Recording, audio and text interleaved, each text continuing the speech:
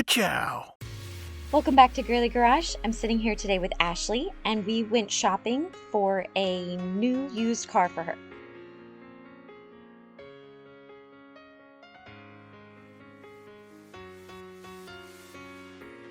You're looking for blemishes on the car and deciding whether or not you plan to fix them, and also if they've been considered into the price that is being asked for the vehicle.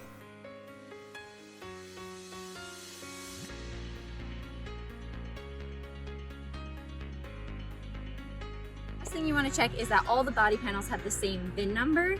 That means that none of them have been replaced. So you can check your VIN number.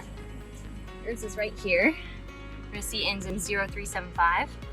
And then come check this one for me. You see that? So see how it ends in 0375? That one's never been replaced. And each body panel actually has a VIN number on it, so you can check every single one. These tires are brand new, but what you're looking for when you're looking at used tires are the wear bars. If the tread is flush with the wear bar, then it is time to replace the tires. And the battery is right here. This thing? Yeah. Cool. And one more thing about the car, there's no spare tire on this because of this thing. Oh, okay. Yeah. Okay, so no spare tire. So spare tire, you would need to hook you up with a spare tire kit, make Okay. one. But that's like, I've had 2 flat tires that have stranded me on the side of the road that without a spare tire kit, you would have been screwed. I do have AAA, but You still. have to sit and wait for them. Right. So, You want to check all the lights on the vehicle. That includes blinkers, brake lights, headlights, high beams, and even possibly fog lights. If there's any other accessory lights on the car, you want to make sure to check those as well. On this car, for example, we found we were missing a high mount brake light bulb. You do definitely want to check the engine. You're basically doing the same thing. You're just looking for things that are out of place, looking for things that are leaking. So we're just scoping it out. This is all just dust and dirt. There's nothing that looks sticky. There's nothing that looks grimy. No broken plastic pieces. And for hybrids, just definitely make sure you never touch anything that's orange. It's high voltage and you could be electrocuted. You want to turn the wheel side to side so you can get under and look at the suspension components and just see if there's any grease anywhere, which is what we're going to do.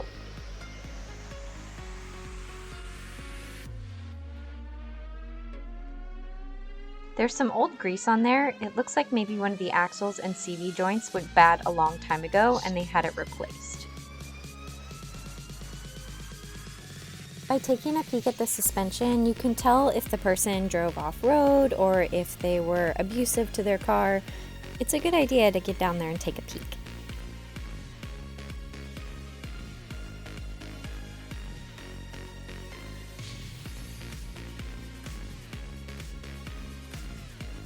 when you get in the car, you want to adjust everything so that it's comfortable for you. So adjust your seat, adjust your mirrors, make sure that you can see everything, and then just kind of, decide if your butt likes the chair, decide if you can see over your left shoulder, and we're gonna go for a test drive. So you put the brake on, let's go. And this is a push to start, so we put our foot on the brakes and push to start. And check our mirrors, and we're off. But while driving the car, you want to make sure you're not having too much conversation. You want to be able to listen with your ears to hear if there's any funny rattles or clicking or clunking. You also want to drive for a little bit with the windows down. You want to get up to freeway speed so you can listen to hear if there's any sort of growling for ball joints or wheel bearings. And you also want to use your other senses. So use your nose. Smell if there's like burning oil or anything else like burning plastic, any other funny smells. And definitely use the brakes. We're going to do a brake check. Are you ready? Oh, Jesus. Oh, the brakes work really well. That's good. Yeah. Checking that the brakes work efficiently is a good idea, but you also just want to press on them regularly. No weird noises, no squealing. That's good news. So we want to push all the buttons. You absolutely want to make sure that the air conditioning is blowing cold air. You can play with all the modes, make sure that it comes out of the different vents. That's some nice cold air, huh? They work. We also want to check the radio. You can hook up your phone, make sure your phone works. Literally all the buttons. You're going to push your menu buttons, your mode buttons. You could make a phone call. You want to test every single window. Oh yeah, we found out that window button was weird, It's right? a little sticky, yeah. Yeah. Test all the windows. Test the door locks. Test the mirrors. Lock kids in the back seat. Or your enemies. It's fine. You have lots of buttons up here. I don't really recommend pressing SOS unless you have an emergency. But I mean, you have a moonroof. Yeah. Ooh. Gotta make sure your lights work. So push all the buttons. The last thing I want to talk about is when you're buying a used car, trust your gut. If your gut says don't buy it, it's probably telling you that for a reason. Or if your gut says something's a little off, then either ask to clarify or don't buy it. There's so many cars out there.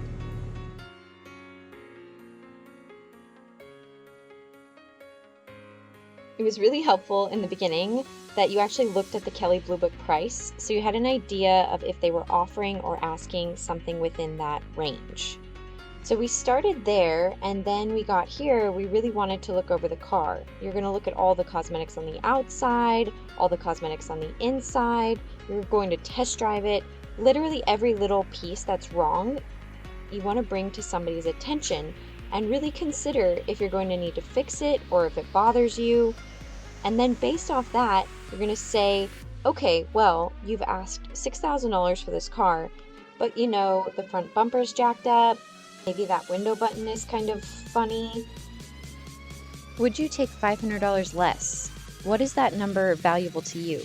I usually like to go a little lower so they can come back with their higher price. And you meet in the middle, and that's the best way to negotiate. And it's no problem with asking for a lower price. The only thing they're going to say that would be the worst is no. Shouldn't be scared to ask for a lower price.